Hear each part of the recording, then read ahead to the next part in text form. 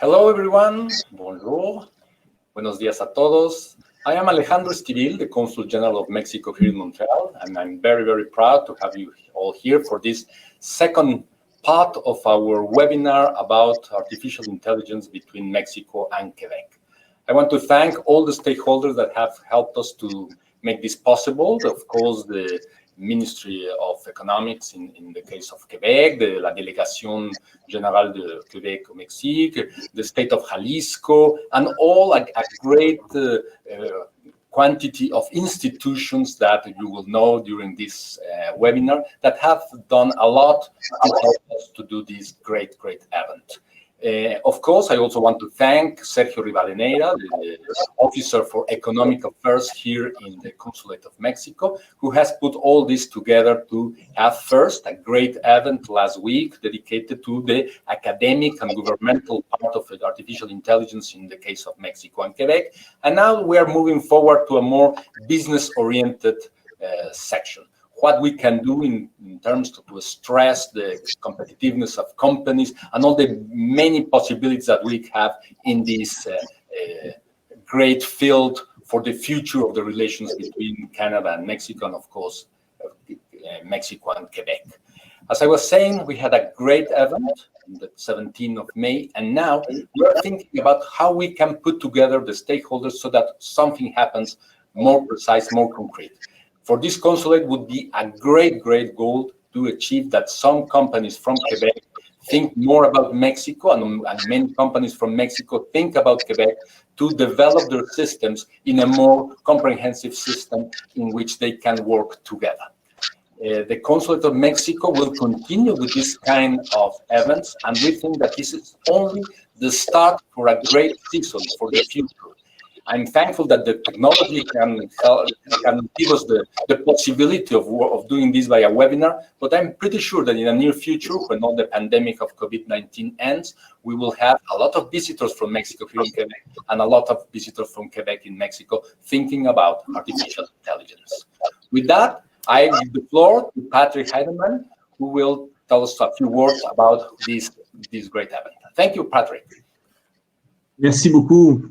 Oui, Monsieur l'Ambassadeur Estivil, chers amis et collègues du Mexique et du Québec, dear friends and colleagues from Mexico and Quebec, bonjour à tous, buenos dias.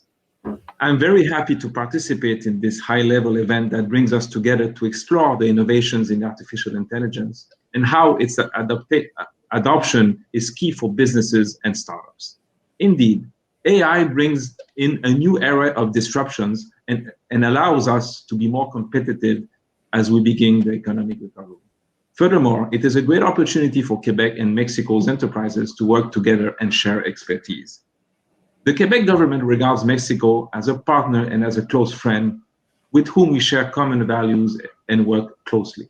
For instance, we were very happy to welcome the Minister of Innovation, Science and Technology of the state of Jalisco 2 years ago, as well as a large delegation ranging from chambers of commerce, industry, and academia. I salute Maria Jose Castellazo, who was part of the delegation and who will moderate the session today. I also want to highlight that we work closely with the Quebec Government Office in Mexico, who celebrated their 40th anniversary in 2020 and represent the third largest office in a network of 33 Quebec representations in 18 countries.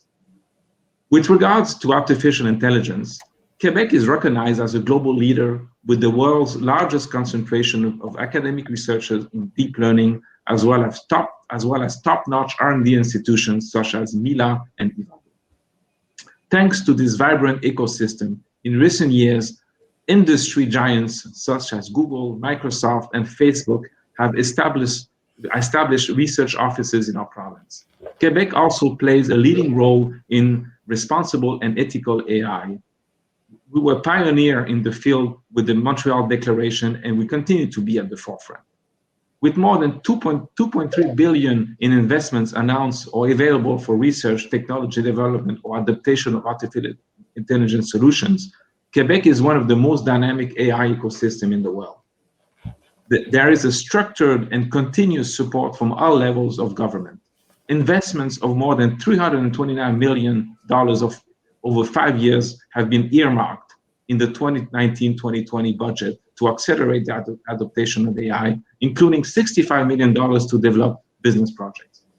As such, there is currently a call for projects in artificial intelligence open to Quebec companies, with priority given to SMEs and startups wishing to carry out an innovation project for the development and commercialization or adaptation of AI technologies. The deadline to apply is October 15th. I'm also pleased to announce that the call for projects of the Quebec-Mexico Working Group, just launched by our Ministry of International Relations, in partnership with the Mexican Ministry of Foreign Affairs. This will provide an additional opportunity to support binational collaboration in the sectors of innovation, education, and culture. The field of AI is a priority, and I believe that through this instrument of collaboration, we will continue developing strong ties. I will now talk briefly about two other funding programs open for Quebec researchers and businesses. First, the innovation program. The goal of this program is to support businesses developing an innovation project from the planning stage to the pre-commercialization stage. And the second goal is to promote partnerships between businesses, universities, and research centers in Quebec and abroad. Depending on the nature of the project, the government funding ranges from $50,000 to $350,000 per project. The innovation program is not currently open, but stay tuned for the opening calls for projects. Second, I want to highlight that we are also the PSO International Program, which aims to support the implementation of international research and innovation projects between university, colleges, institutional, and industrial players in Quebec, and to also increase high-level partnerships in research and innovation by supporting strong strategic international initiatives. The projects must include the participation of at least one Quebec company or a Quebec organization, as well as an eligible research organization. This program usually opens during the fall. So, of course, we'll be happy to provide our team in Montreal, based in the Ministry of Economic Innovation, and also specifically Stéphanie Yarret, who is responsible for Mexico, will be happy to provide you, if needed, more information on this program. On this note, I wish you all a great seminar. I'm convinced that the presentations and discussions will strengthen collaboration between our different ecosystems and will open new doors for SMEs and startups. I hope that you will make the most of the networking opportunities. Have a great day. Merci beaucoup. And Maria, the floor is yours. Thank you. Thank you very much, Councillor Estevil and Patrick Hitman, for letting me introduce our panelists today and moderate this conference. On behalf of the Minister Pompa Padilla, I also grateful because Jalisco and Quebec are very close friends now. Thank you very much. So I will start with a little presentation about our panelists, and then I will let them to explain what they're doing. And afterwards, we are having a Q&A question section. So you have, for the audience, you have a question in the side of the bar. You can have this question there, you can put it, and we can set afterwards. So I will start with the presentation of Mr. Per Nyberg, the Chief Commercial Officer at Strategy AI. He's an experienced technology leader with a demonstrated history of strategy and market development success across a range of vertical industries. After that, I have the honor to present you Luis Enrique Zucar, the head researcher of National Institute of Astrophysics, Optics, and Electronics. Dr. Zucar received the National Science Prize from the Mexican president in 2016. He is member of the National Research System, the Mexican Science Academy, and a senior member of the IEEE and ex-president of Mexican Academy of Computing. I also have the honor to present Manuel Morales, director of FinML and co-founder of OCF Group. He's a professor in University of Montreal. He's a applied AI researcher and consultant. He's an expert entrepreneur and a great friend of Jalisco too. I also have the honor to present Laurence Fouquet, the project director and foreign investment for the Americas at Montreal International, an agency that has contributed to building Greater Montreal international reputation and prosperity by acting as a driving force for economic development. Maria de la Paz Rico is among us. She's Chief Knowledge Officer at Center for Industrial Innovation in Artificial Intelligence. Her research interests are computer vision, machine learning, statistical modeling, and application of those fields in the real world. I also want to add that Maria de la Paz is in the initiative of Women in AI. I have also with us Gabrielle Langlois. She's the Partnership and Entrepreneurship Advisor at IVADO, a Quebec-wide collaborative institute in the field of digital intelligence, dedicated to transforming new scientific discoveries into concrete application and benefits for all of the society. And last but not least, Roberto Hernandez Villalobos, the General Coordinator at FAIRLAC Jalisco, with a proof experience in social projects, and through technologies and art, he contributed in themes such as social rights, human rights, non-discrimination, inclusion, and digital transformation. Thank you very much for all of you to being here. And I will let the floor to Maria de la Paz Rico to start his presentation. Thank you very much. Thank you for the invitation. It's a pleasure to be here with you. I will share my screen.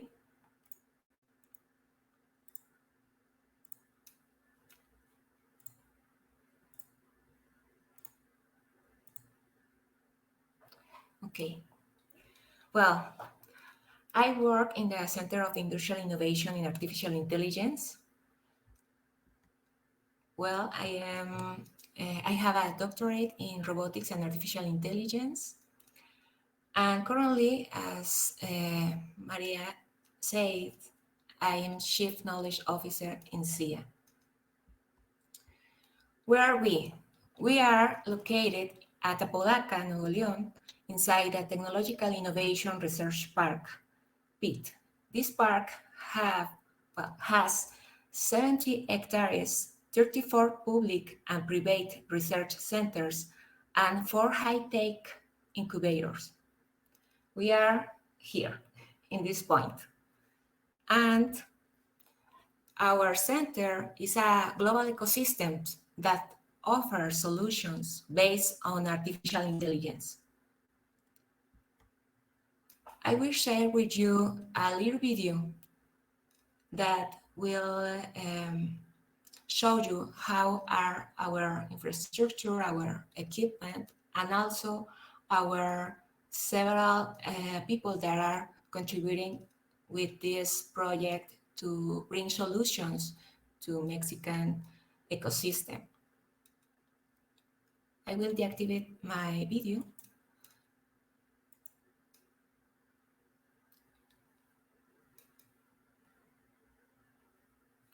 Well, this is the building where we are.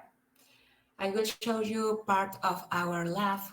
In our lab, we have several kinds of robots.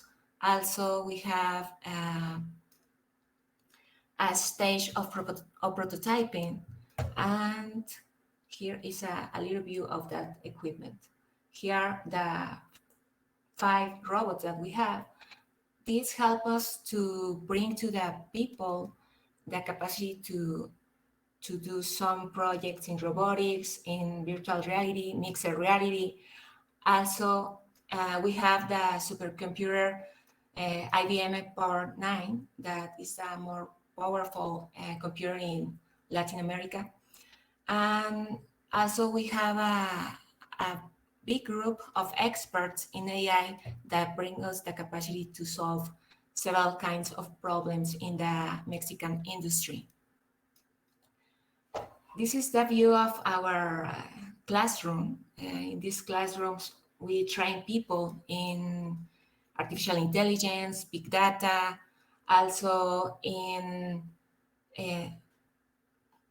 natural language processing, the big areas of artificial intelligence. And we bring solutions to the industry through the development of AI-based solutions. We are focused to face recognition, natural language processing, and also the object detection.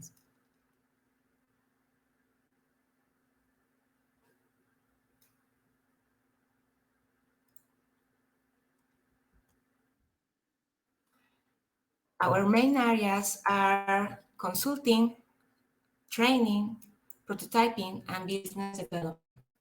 We are with the companies and also with people interested in artificial intelligence through all this path. If the person is interested to learn more about artificial intelligence, we train it.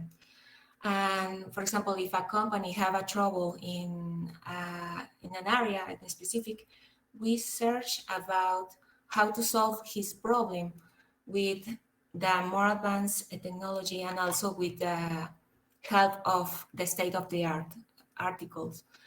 And also we have a program of business development. We have this line of business where the company want to launch a product of artificial intelligence, and we provide some kind of accessory advising, and that help them to reach their goals.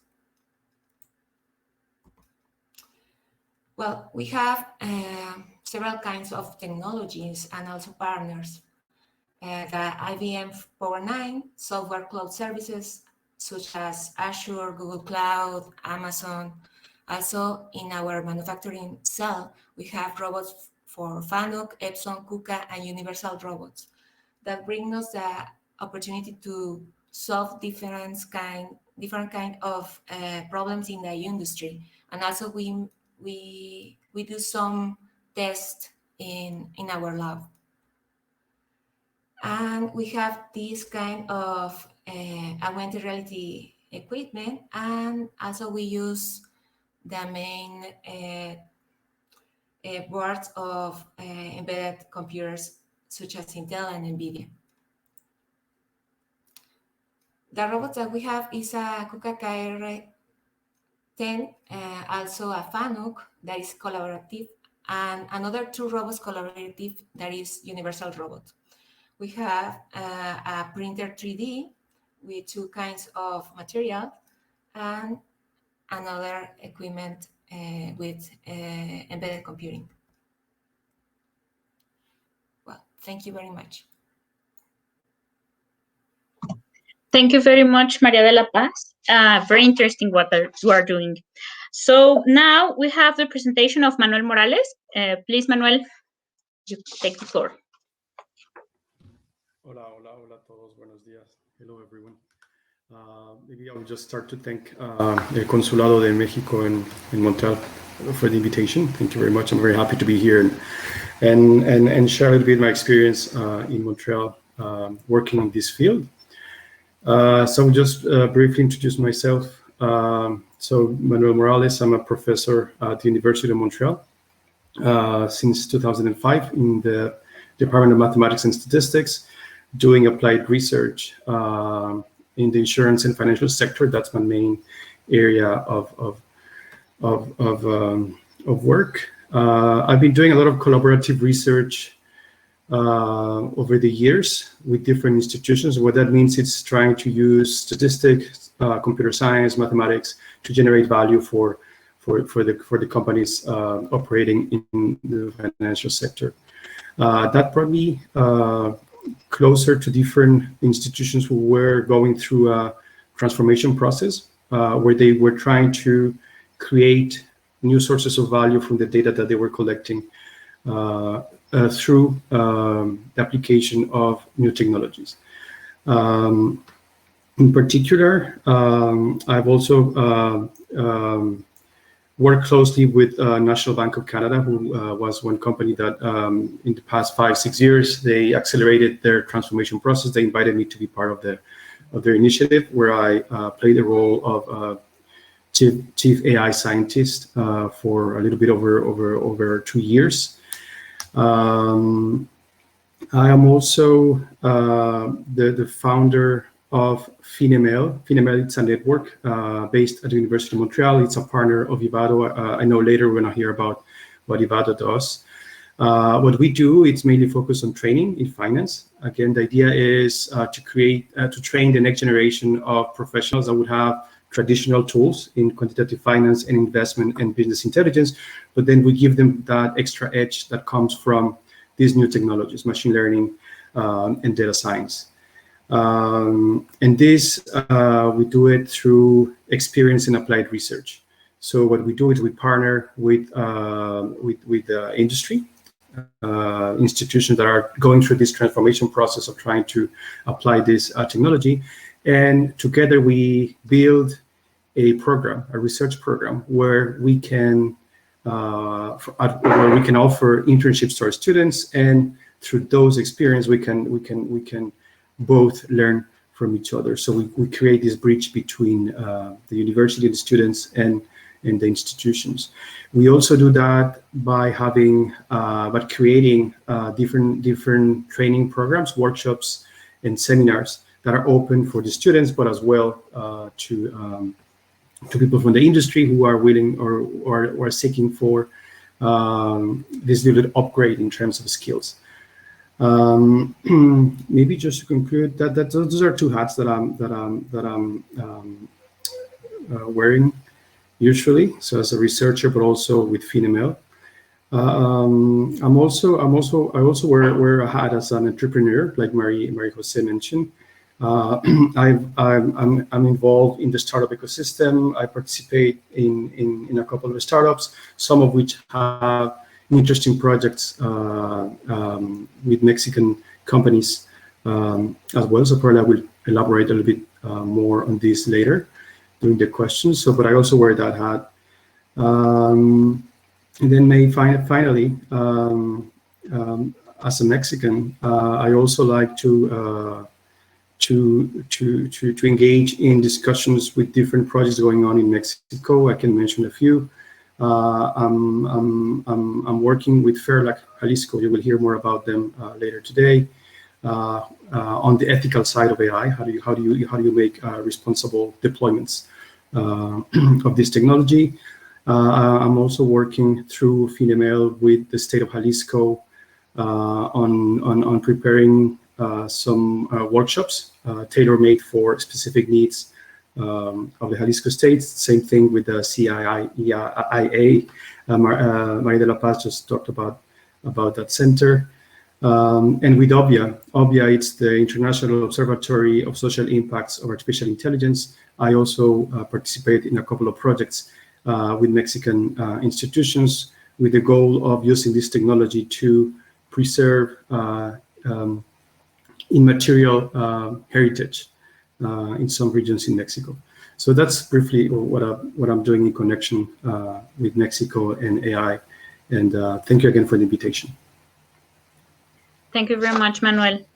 I open the floor to Per Nader, please. Tell us what you're doing now, please. Thank you. Okay, great. The slides. So just while we're waiting, so Per Nyberg, so I work for a company called Strategy AI. So we're a Montreal-based AI platform provider. So I'm the chief commercial officer there, and so thank you very much for this opportunity. As I mentioned, we are one of those companies in the Montreal ecosystem. We've got clients obviously in Canada, the US, places like Brazil, India, and the UK. And our kind of mission is really all around accelerating the adoption of AI across any company, and just really by trying to make it easy for business users. So with this sort of in mind around kind of adopting AI as a tool for competitiveness, I thought I'd put together just a couple of data points just to sort of highlight what is going on in the industry. See if we can get this to work. There we go. All right. So a couple of things. So one is, what's kind of interesting is when you think about, when do tools like AI start to become important? And so there's a couple of things I wanted to highlight. One is certainly when shifts happen. What's kind of interesting, especially during this pandemic that unfortunately we're still living through, there's been some very dramatic shifts in the industry, and companies are trying to keep up with this, right?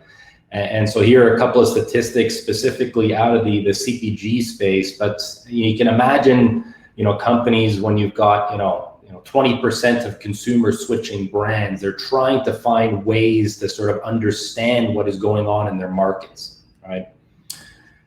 The other one as well is very much around the data side of things. And so, the other reason when AI becomes, really important is when, quite frankly, previous methods simply just, they can't keep up, right? So that's another thing that happened over the last year is that, and it started before that, obviously, but it was emphasized over the last year, is that when things are happening so quickly, previous approaches just can't capture, like it says there, the granularity and speed, right?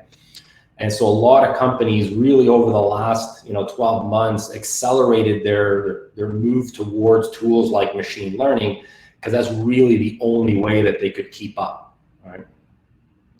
So why and what are the potential gains? So what's been really interesting is that in CPG, there's some good data that's come out over the last year or so. And the brands that have adopted AI have on average 10% revenue growth, which is very large number for that industry. And if you look at the specific use cases, things like demand prediction and consumer behavior modeling, right? So again, this is something that was highlighted by the pandemic, is that companies are trying to more accurately predict the demand, given all the changes, and also understand what's going on inside of their consumer base, right? Here's one case study from one of our customers. They're actually based in Brazil, Secula, so they're a watch company. And not to go into all the details here, but when we talk about AI as a tool for competitiveness, businesses, they don't use machine learning for the sake of using machine learning. They use it for a business outcome, right? So when we work with our clients, that's really what they're looking at. They're not asking necessarily about a particular machine learning approach. They're trying to do things like decrease liquidation rates, right? It's a business outcome that they're after. So this was one example where, they were previously using very, outdated approaches to demand forecasting. And obviously as a CPG customer, they're trying to, target their exact inventory. So you avoid shortfalls during those peak seasons, or you buy too much and you need to liquidate at a lower cost, right? But again, just to highlight that these are the kind of the business aspects that companies look at to use machine learning. And then the last thing that I want to talk about is I think this is a really important point, and this is really what we at Strategy are all about. It is really kind of looking at the AI-enabled business user. Everyone has seen all the statistics about how many companies are actually using AI in production, and sort of the struggles that companies have in moving from a prototype into production, or even the pervasiveness of AI across a company. So in some cases it might be manufacturing that's using AI, but marketing is not, right? So all companies are trying to empower their users to either use AI solutions or build it themselves using platforms. But really the objective here is to have a user who's using data every single day to make better decisions or to quantify uncertainty and make it part of what they do. Just like they use Excel today, every day, they would use machine learning on a daily basis. And then the last point I want to make is really around that this AI-enabled business user is about leveraging their subject matter expertise. And this is a really critical point in terms of driving a company's data strategy, right? They know what data is most important today and as it evolves over time. And ultimately, this is where companies want to get to. So with that, again, thank you, and look forward to the discussion. Thank you very much. What an interesting data we can start with. Well, then is the turn of Luis Enrique Stucar. Please, doctor, your turn. Yes, thank you. Thanks a lot for the invitation. So I prepared a short presentation of a personal view of the present and future of artificial intelligence. Before I just tell you a little bit about myself, I am a researcher at the National Institute of Astrophysics, Optics, and Electronics in Puebla, Mexico. And I do basically research in probabilistic techniques and recently causal models in artificial intelligence. So this is just a brief outline of my talk about, I got to give a brief picture of the present, what I'll see into the future of AI and some of the challenges. I am here representing the Alliance for Artificial Intelligence. This is a group of 8 national research centers in Mexico that have come together to try to collaborate for, in particular, the application of AI technology and its transfer to the industry, as well as organizing different events as this national colloquium on artificial intelligence. So AI has evolved significantly in a few years, mainly in the last years, and it said like 90% of the leading business are investing in AI. Data shows that AI in many sectors has grown by 270% in the last 4 years. And although AI is applied in many areas, most of the current applications are really predictions in a general sense. So basically, AI systems that learn from data, and based on this, they can do classification, prediction, planning in different domains. AI is impacting almost all areas, like commerce, transportation, finance, health, education, communications, and security, among many others. I want to show some examples of the areas I know better. We have been working in these areas. One important area is health. Here I present several applications like roboticized surgery or brain-computer interfaces, diagnosis, personalized medicine, drug design, virtual rehabilitation. We have been developing a system in this area. And recently, also in the COVID pandemic, there have been many applications. One is trying to have a rapid diagnosis of COVID based on X-ray images. Another, I think, important area is energy, in particular renewable energy, like diagnosis of wind turbines, monitoring and surveillance, wind prediction, or intelligent agents for energy markets. The area of service robot is an area with a great potential for growth. Now we have relatively simple robots like these vacuum cleaners, but eventually I think we'll have robots in every place. And also there have been several interesting applications of robotics in the COVID pandemic. So what the parts of the future? Well, as I was telling, I think service robots is an area that is going to grow a lot. Intelligence appliances, have started, but I think will grow more in this Internet of Things. Intelligent assistants in different domains, new treatments for several diseases, transportations, eventually autonomous cars would take us from one place to another.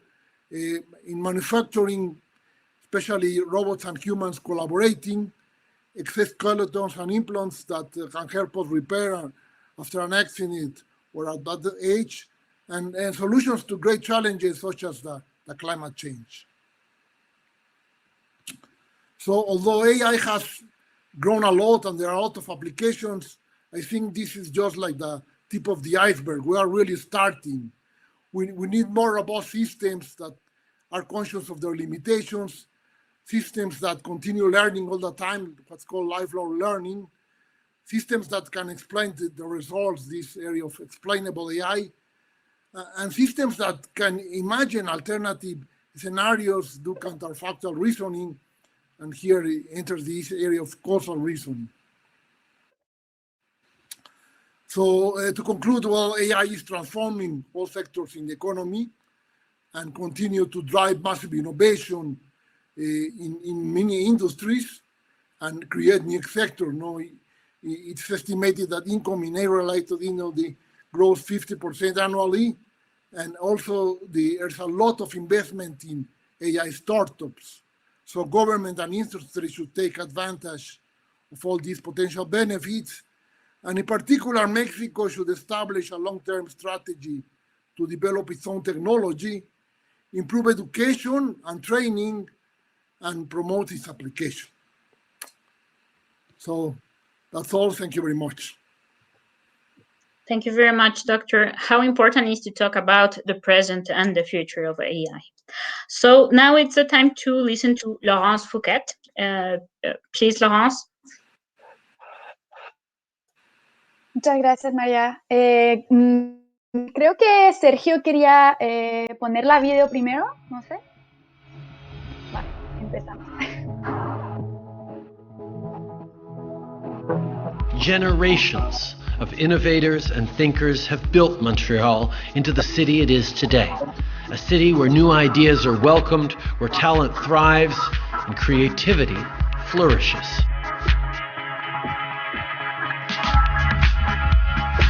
So the thing that makes Montreal special is the critical mass. It's the number of researchers in this area, especially in deep learning. So deep learning and to some extent reinforcement learning, we have here a higher concentration of researchers than anywhere in the world. We believe it's the next Silicon Valley, really, between the startup activity that has really picked up in machine learning and AI, the large research labs that have now set up shop here, and the universities. All the ingredients are there, and I think the excitement is also there. The reason we're establishing ourselves in Montreal is because of the ecosystem here, and we hope to contribute to the snowball effect that has been starting in Montreal for a while. So I think that our unique commitment of everyone involved here to really build something big, something new in Montreal, a new Silicon Valley that is different, that is Montreal's Silicon Valley. We have all the ingredients, and we just need people to engage in that mission, in that adventure, and I think we'll do great things.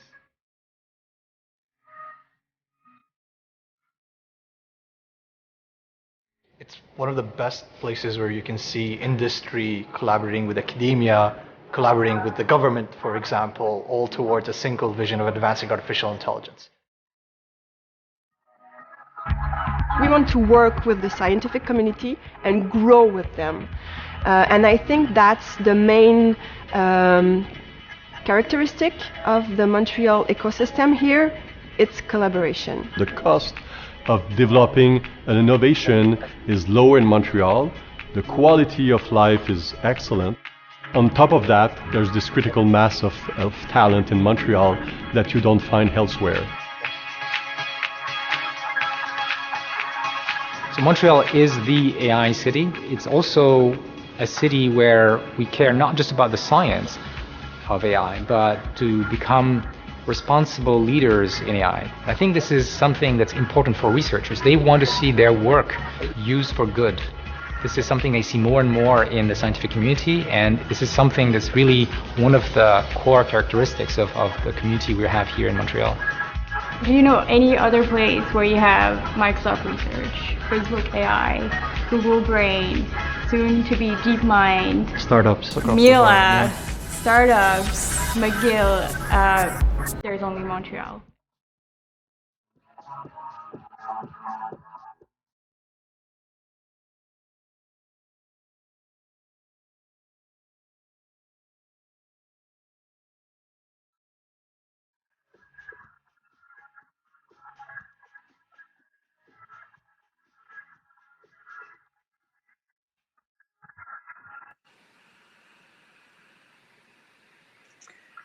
Thank you very much, Sergio.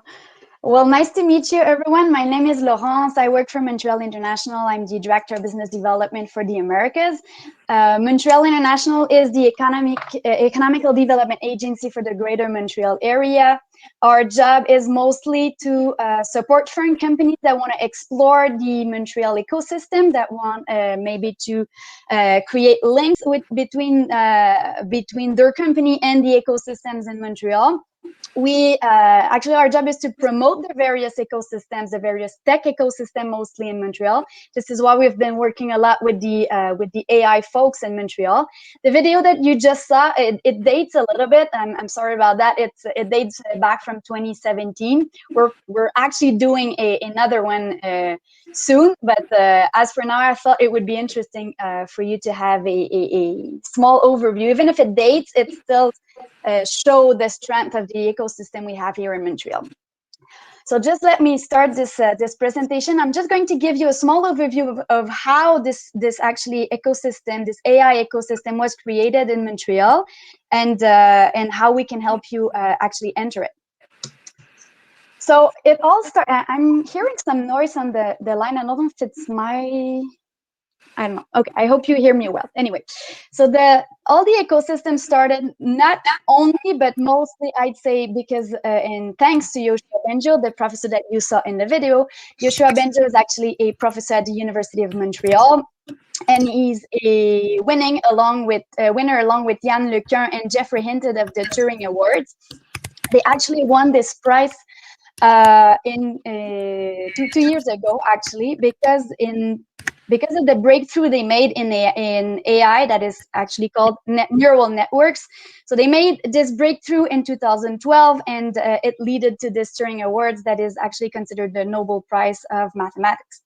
And because of this breakthrough, actually, it helped create the ecosystem, the ecosystem we have in Montreal, for various reasons, but I'd say the first one is that when Jeffrey Hinton decided to go work for Google and Yann Lequin decided to go work for Facebook, Yoshua Benjo decided to stay in Montreal and to stay in the academia. So he stayed in Montreal and he contributed to form and to train a new generation of researchers. This really helped contribute to this virtuous circle that we have now in Montreal, and that attracted a lot of foreign companies that were looking for talent. And then more companies were actually helping students stay in Montreal and attracting other foreign students, and it created this ecosystem that we now have. Another list, I'd say, of main reasons have created this ecosystem. You can see them now at the screen, the federal and provincial support. And I think Patrick Heinemann just said a few words about this at the beginning, but it's very important that the federal and the provincial support really help foster the development of the ecosystem that we have now. Montreal, as I said, is now a magnet for AI talent. A lot of AI leaders are blooming in Montreal, mostly because, we have a very strong pool of researchers, but also world-renowned accelerators, a growing critical mass of innovative companies, a unique, interconnected, and collaborative ecosystem, and it's also a competitive place to do business. I'll just dive a little bit more into each of these points, so you have a better idea. So just to give you an overview, these are the general fundings that were allowed actually to create the ecosystems in Montreal. Gabriel is going to speak a little bit more about Ivado, but then the 93.5 millions were actually allowed to create Ivado by the Canada First Research Excellence Fund.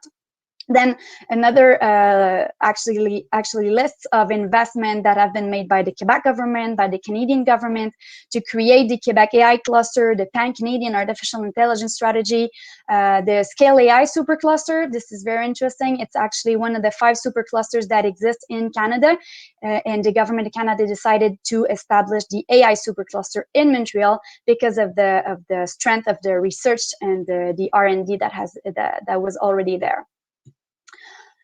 Montreal, as you saw in the video, has one of the deepest AI talent pools in the world. So roughly now we're speaking about a little bit more than 600 independent researchers, mainly doctoral students that are whether part of Ivado or part of Mila.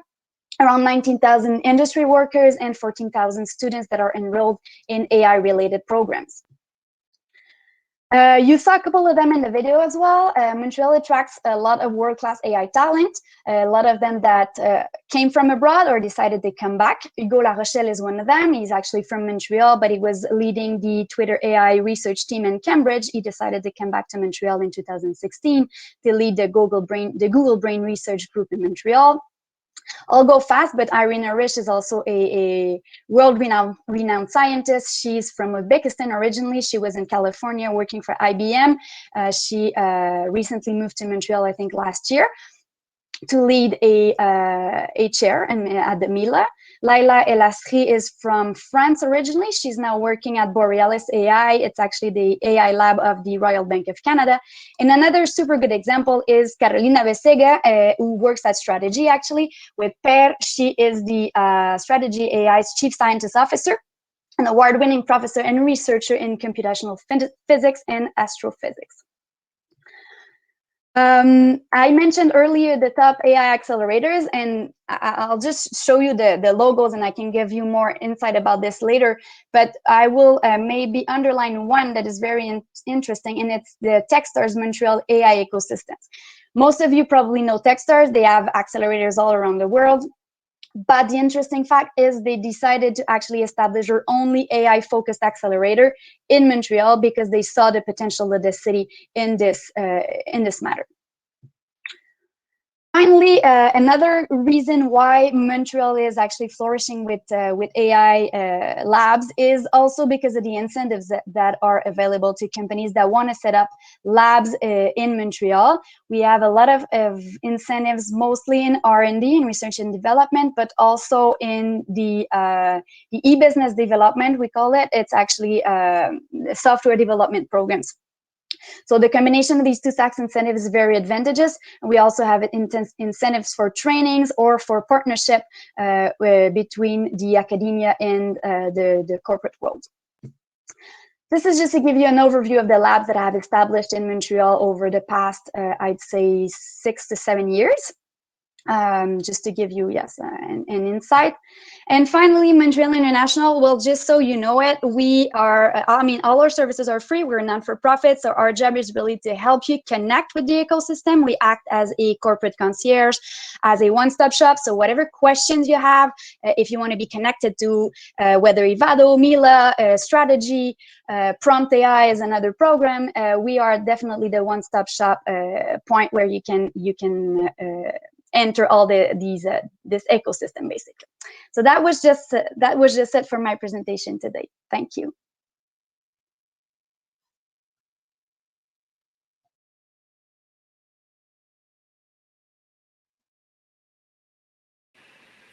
Maria, you're on mute, Maria Jose. You're on mute. Oops, sorry. Sorry. It happens. So thank you very much. I know that you can share afterwards, Laurence, your information because it's a lot of information. So thank you very much. It's a big ecosystem. So now I I let Gabriel Langlois to talk about Ivado. Thank you very much, Gabriel.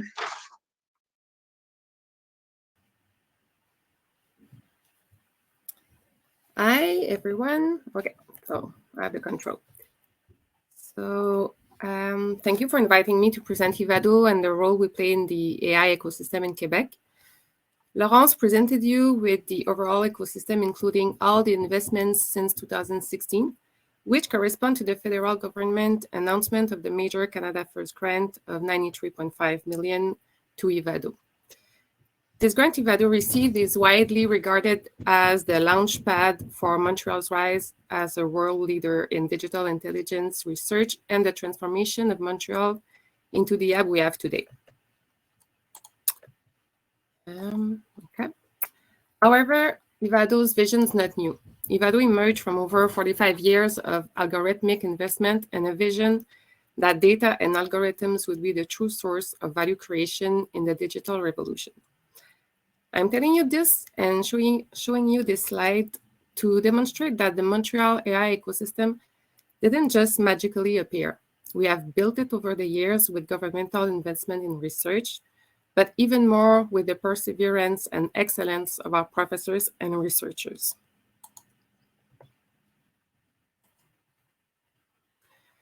So what do we do at IVADO? IVADO has 4 pillars: talent, which includes the training program, mostly dedicated to industrials; knowledge, which includes scholarship program for students and postdoc; transfer, that brings me here, which bridges the gap between Quebec academia and industry through collaborative research; and finally, the community that we animate and develop through activities.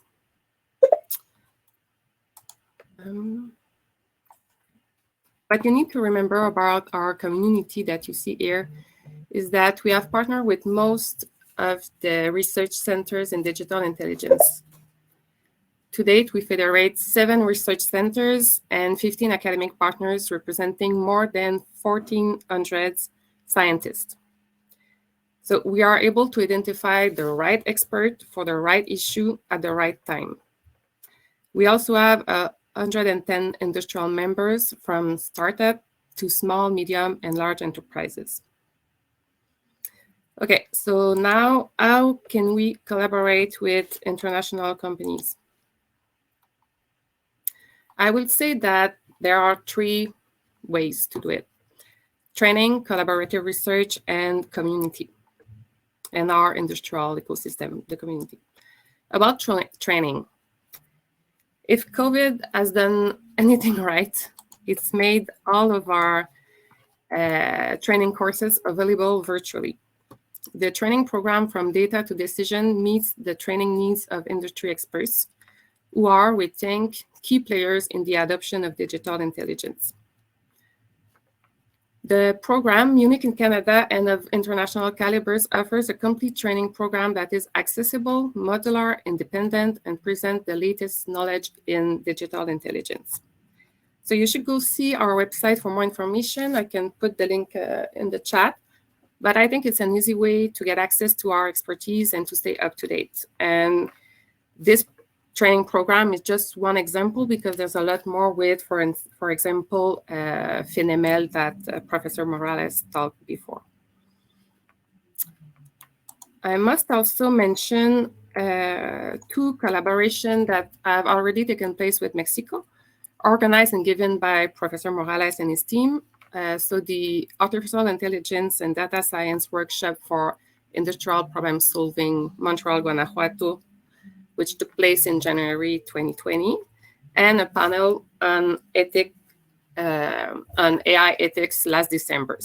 So just to tell you that we are always open for new collaboration and to develop new projects.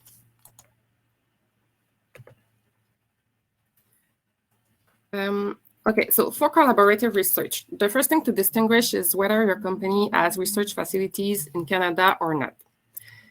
If so, we can work with you as any Canadian company. You can then benefit from federal and provincial research funding program and leverage your research investment by a factor of 2 to sometimes 4 in your Canadian facilities, of course. If, however, your company does not have a research facilities in Canada, you have 2 options. You can do a research contract with the university, which is something pretty standard, and we can help you to find the right expert, of course. But you have to know that university usually takes 40% of indirect cost, and there's no leverage possible. The other option, and that's why I present this slide, is the only option program where you can leverage your investment accessible to foreign companies. So you can apply for MyTax Accelerate International, which essentially funds 50% of the salary of an intern for 4 to 6 months internship. These are research internships where a professor mandates 1 or more students, either at master or PhD level, to carry out a project under his or her supervision. MyTax Accelerate International supports bilateral research collaboration between interns, university, and industry partners, both in Canada and abroad. So interns at Canadian university can undertake a project in MyTax partner countries, and interns from my tax partner countries can undertake project in Canada. So it's both ways. So it's pretty interesting for collaboration. The particularity you have to know, since it's funded by governmental fund money, is that there has to be a clear benefit for Canada, but it can be a lot of things. So we can help you out to write the demand and to make sure that everything will be good. So and finally, another example, we realized that sometimes the solution to a challenge of one partner was in the service offering of another partner. Therefore, an important benefit is to take advantage of the in-depth knowledge we have of the industrial player in the ecosystem. I just said that we have 110 industrial members, so it's a good representation of what there is in Montreal and in Quebec. So this sometimes leads to great encounters, just as the case of Aroma AI and Hydro-Québec, which was looking for a solution for preventive management of vegetation, so less electrical outages take place because of broken trees branches. So it's pretty specific, but my colleague responsible for Hydro-Québec account at Ivado heard about that, and she knew she should present them Aroma AI, a young Quebec startup that specializes in AI application in vegetation management. But Hydro-Québec didn't know them before. So since then, they work together and they are really grateful of our services. And to conclude, the better advice I can give is this one. So it's better to start small and succeed than to start too big and fail. So there's no too small project. There's no small project. There's only good projects. So don't hesitate to contact me. I can put my contact in the chat for more information, and I'm sure we can find different collaboration opportunities. Thank you. Thank you very much, Gabrielle. So, well, now we have the presentation of Rob Hernandez. Please, Rob, take the floor. Hi, thank you so much. I think you're going to screen a video first.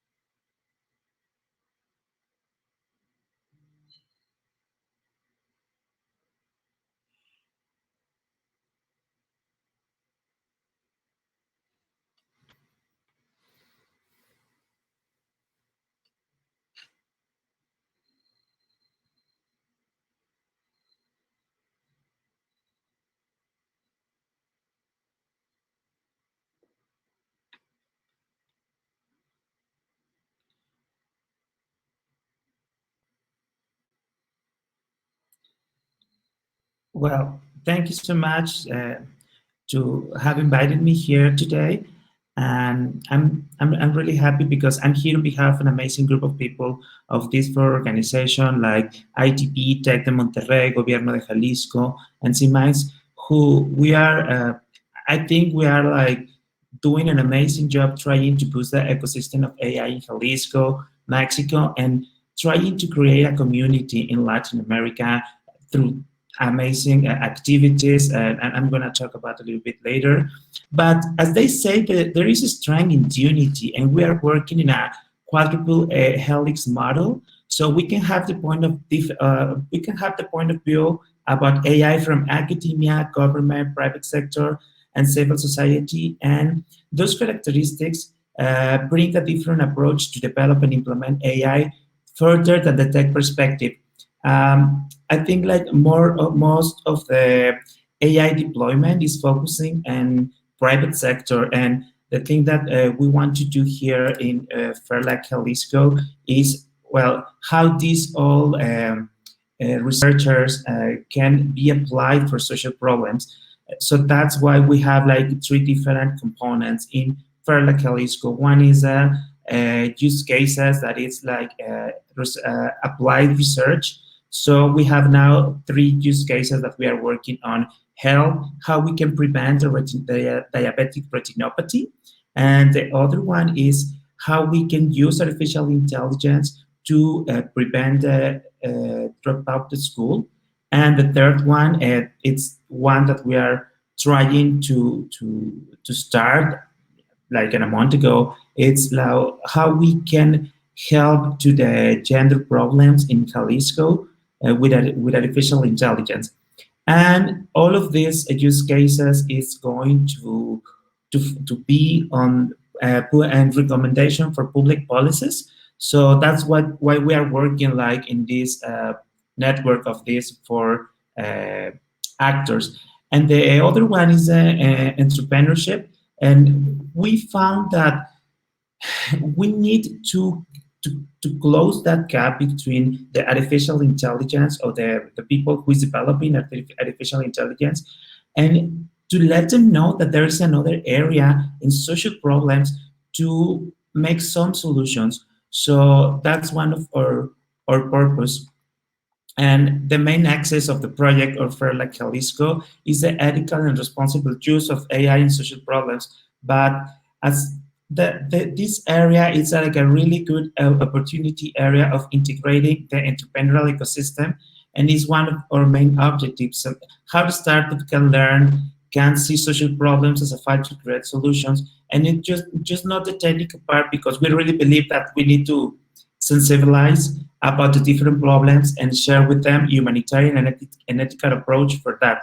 So we are working with different activities, and one of them is EO Talk, because one of the things that we found in Mexico, and I think it could be like abroad and other places, is we need to demystify the artificial intelligence, how it can do, and the benefits that it really has for the people in a day by day. You know, everything thinks, or most people thinks, that artificial intelligence is just robots and virtual environments, and maybe it is, but we are using artificial intelligence in our daily in our daily life. So one of our purposes is like tell people like, right now we are using artificial intelligence, and right now we are working with the government of Jalisco, trying to find a way like to protect their rights, that their digital rights,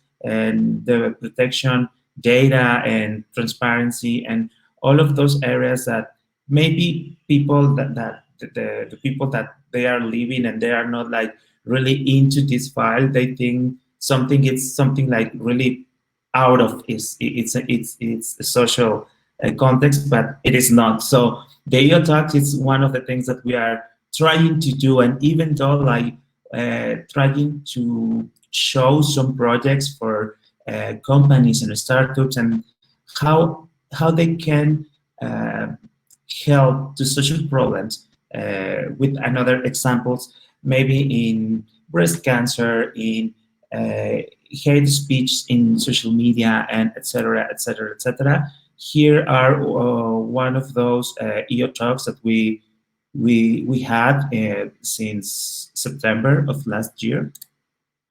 And another one is more focusing on startups. We have workshops, like 1 or 2 hours of workshops, that it's really hands-on. Like, for example, I have a company, I have a startup, and I don't even realize like that maybe if I can implement some technique or I can put artificial intelligence in some process that will help me to boost my company. So with some of the workshops like machine learning, from data to exploration of the data, how to incorporate ethical principles for the companies. And yesterday we have one about cybersecurity and how people can integrate the principles of cybersecurity to their process, or projects, or companies. So that's one of the purpose of the project. Give them some tools of some knowledge that they can implement straight away in their companies, on their startups. And then we already have hackathons. The hackathons, we just had one like 2 weeks ago, and the objective of the hackathon, it was like how we can find a possible solution or possible visualization of the data for the final users, focusing on scholar dropout. So it was really nice. It was around 60 hackers, 34 mentors, 15 staff persons. And the most important thing in these hackathons is not what are the solutions that the people it's gonna to bring us. I mean, could be something amazing that we can implement in our use cases, but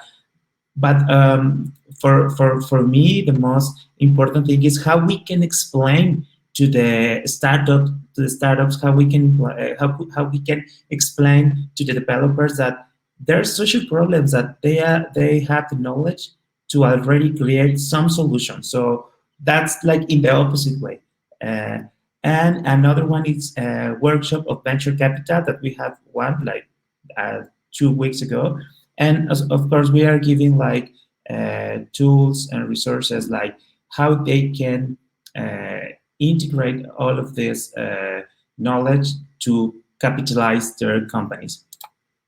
And the most important program that we have in Ferala Jalisco, focusing on entrepreneurial ecosystem, is PASIA. It's an acceleration program, artificial intelligence startups. We just had the first generation, like it was finished a month ago, and we have 16 sessions of business and AI. We have a model of ethical, how the startups can implement or integrate, or how they can see the ethical point of view integrated in their process. And it was 9 startups, it was 38 participants, and it was from 5 different industries. It was really nice to see at the end of this program that, because it was not like a general program. Sorry, Roberto. Sorry to interrupt. Just give us one more minute so that we can start the next segment, please. Okay. And well, that's the finish, and it was like the program. And I mean, if someone is interested in more and knowing more about this, you can email us to Hub AI, and well, we are happy to collaborate, to get mentors, talks, and workshops, and all of that. Thank you, Roberto. So we are talking about here a lot of topics. We have the real problems. We have the about the topics about data, about the future, the present, the research, the importance of the ecosystem. We also have the responsible use. But the question that I want to open for all of you is that in order to adopt AI, we start to talk about data. And one of our panelists said in a previous conference that data is dumb. So how to adopt the knowledge that is needed so that AI become a tool useful, effective, and ethical? So I will let this question first to Luis Enrique Zúcar, because he was the one who says that data is dumb. But I love this conference, so please, Dr. Luis Enrique. Yes, thank you. Yes, basically the meaning of this is, if we blindly try to get something from data, many times we can be deceived. So I think there are two important aspects to avoid this. One is how we select data. So we have to have a representative sample of the data of the area we want to get some insight or some knowledge, and avoid the, for instance, bias. No, there are many examples of these problems before. So we have to be very careful to how we select the data we are going to use. And the second aspect is after we get some information, some knowledge, some classifier, whatever from the data, we have also to analyze this carefully in terms of our knowledge, and not follow blindly what we get from the data, no? Because in particular, from data, we usually get correlations, and this is not necessarily implies causal relations. One example I used was there was this high correlation between chocolate consumption and Nobel Prizes. This even appeared in the newspapers. And people, well, let's eat a lot of chocolate, no? But actually this is by a third variable, what's called a cofactor, no? That both variables are related to the economic status of a country. So we need to be very careful of what we obtain from the data and not use it blindly to take decisions. We use it to incorporate our knowledge. Thanks. Thank you, Dr. Maria de la Paz. You have a thought about it? Yes, I think this question is very interesting, and in each one of our projects, we are very clear that we must create a useful, effective, and ethical model. Also, I will add another characteristic, that is the use for good. I think if we start with these 4 objectives, we can integrate the steps needed to develop an AI-based solution. Besides, we need to understand very well what is the source of the data. If it's ethical, got it, or not.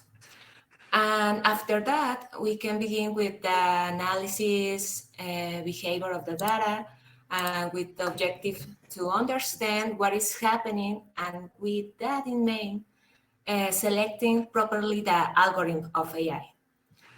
Now, we have several methodologies to model the data, and we must be very wise, considering several factors such as quantity of data, what is the problem, what is saved in each one of the variables, and how much of that information will be enhancing our model. I think another thing that is very important to have in consideration is related with the usefulness. What are the requirements we have to reach in order to velocity of inferences and the equipment needed to run our model? With all this, I think we can bring a good solution for our client or the final user.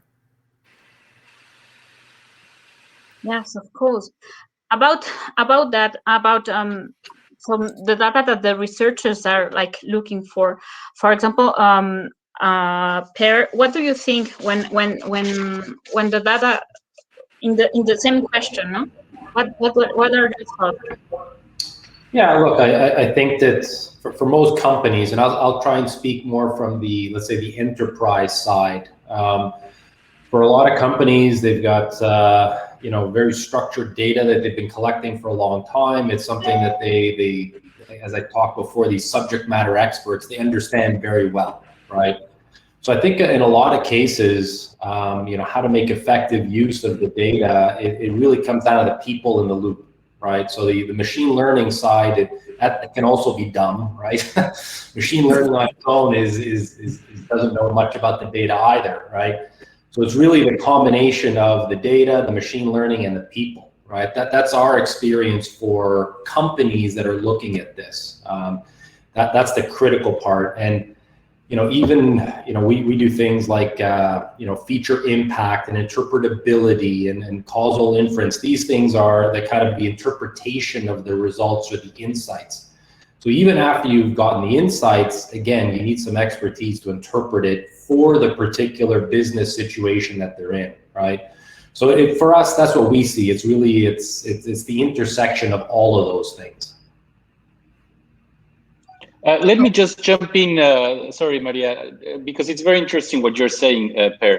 What would you say, for example, we have a lot of Mexican companies that are following us right now in the webinar. What would be, like, in a nutshell, your first comments if one of them is thinking, maybe the AI can help my business? How would you shepherd, so to speak, those companies, to start learning and to start thinking and really to grasp and to understand how far they can go with the artificial intelligence in their business models?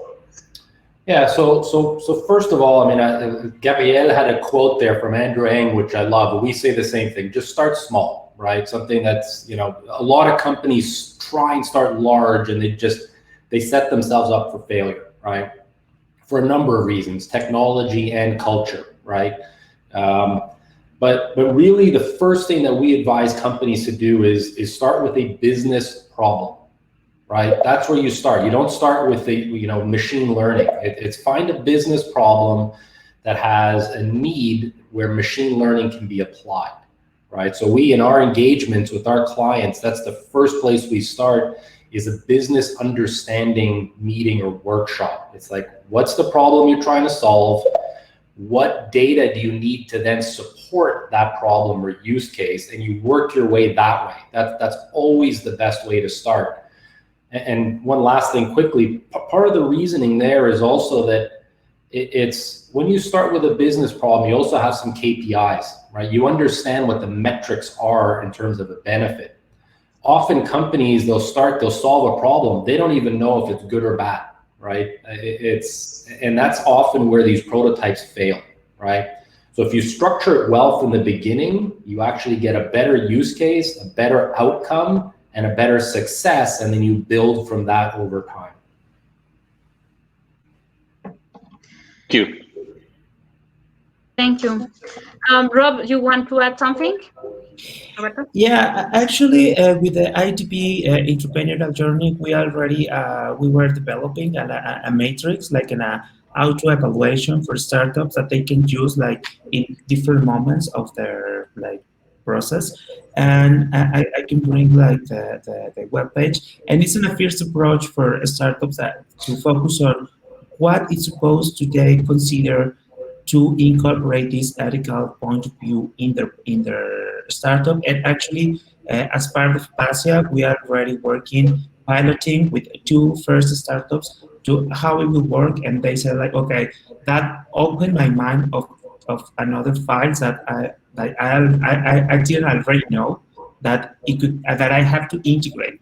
So I can share like some of the tools or researches that we are already like developing in Fair Jalisco for ethical use in startups. Thank you very much. The ethical side is very important, I think. Manuel, what do you think about it, about the general question, but also about your point of view on doing the first step for the researcher to do the community in order to learn? Yeah, but I will bring quickly an answer from a different perspective, perspective of what we see here in Montreal. So we're talking about generating value, economic value for a company that, like Per was saying, has done this process of identifying the business problem and then start tackling it from a scientific and data-based point of view. I think one thing that we have been very good at here in Montreal is developing the 3 pillars that allow a company to do that, right? So you need to have first a talent, and that comes from universities, training programs.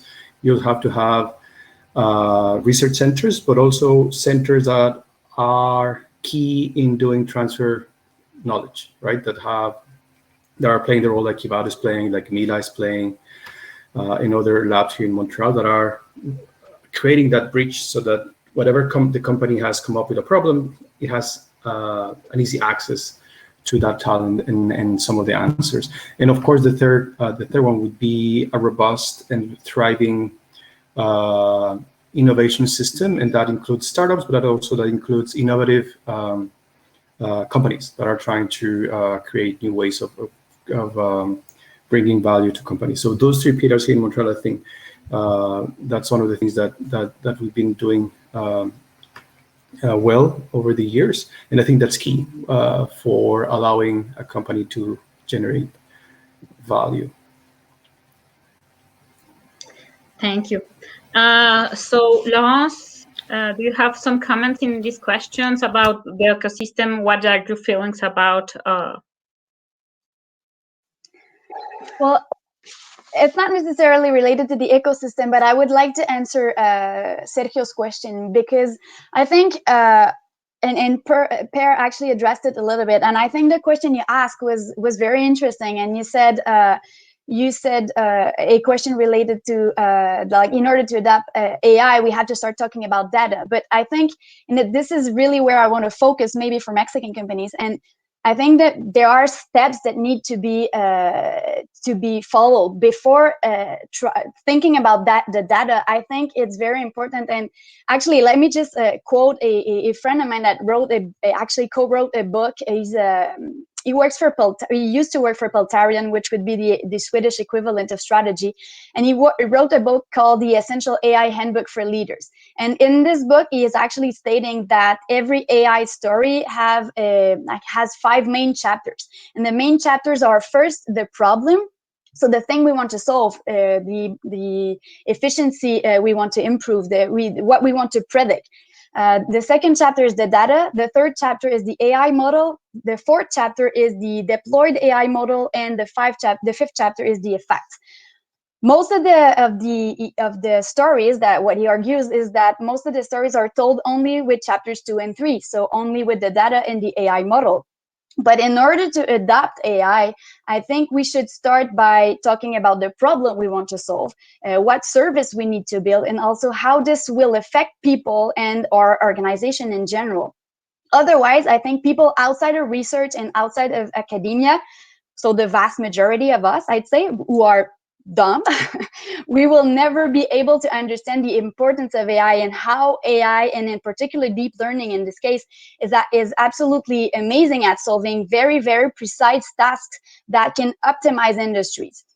There are millions of tasks where actually humans do an okay job today, but where we can use the cognitive power of AI to do greater things, to solve new problems. But in order to think about this, we need to understand AI, and we need to identify what is the problem we are trying to solve precisely before trying to actually solve it. And this would be my actually input on this question. Thank you very much. And Gabriel, your thoughts about it, or something related about the panelists that you say? Thank you. It's been said in different ways, but my point was really that to emphasize the importance of a real strategy for the company. I think too many companies from all sides, it's startup as well as large enterprise, large companies, are doing AI not for the good reason. I mean, doing AI is not a business case. You do AI, or you use AI as a tool to solve a problem. So this part have been said, but it's really important. Doing AI is not something, it's not a buzzword just to fill in your company description. It's not a good way to do it, but we see a lot of companies saying, I do AI, okay, what are you doing? And then you understand that they don't get it. And I would like also to mention a training course that we developed last year, and that I think can be a really good first step for some companies. So we developed a customized training that aims to give managers and executives the basic and tools to know how to identify promising digital intelligence project in their company and to estimate the viability. So it could be a very interesting first step for those of you who have difficulties convincing your manager or executive of the importance of digital intelligence. So once again, I can put the link in the chat, and we really customize this session with your need and your aspect, your company with you. Thank you, Gabriel. Maria, can I just say we have some very interesting questions in the platform, in the sidebar, and they are basically asking us, Jaime and Karina, if we have down-to-earth examples of how companies, either Mexican or Canadian, have adopted this technology little by little by the steps that you have said, and if some of you could give us just some examples of how companies can do this. I don't know who wants to. We have like just a couple of minutes. I'm not sorry for that, but if somebody wants to jump to the question, please. Somebody? Roberto, do you have some examples? Oh, Maria. Yes, Maria. Okay. Maria. Well, in Mexico, I have been participating in so many projects. For example, with Monterrey, we are participating in with the security.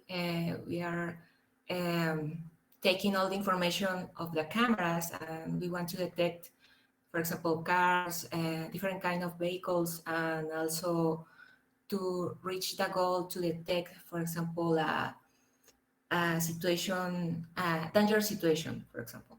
Another example of application of AI could be, well, also in retail industry, we have a client who want to know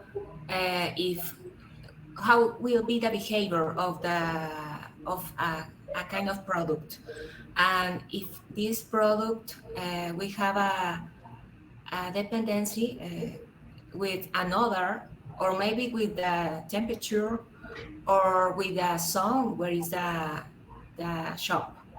And that is another kind of application using time series.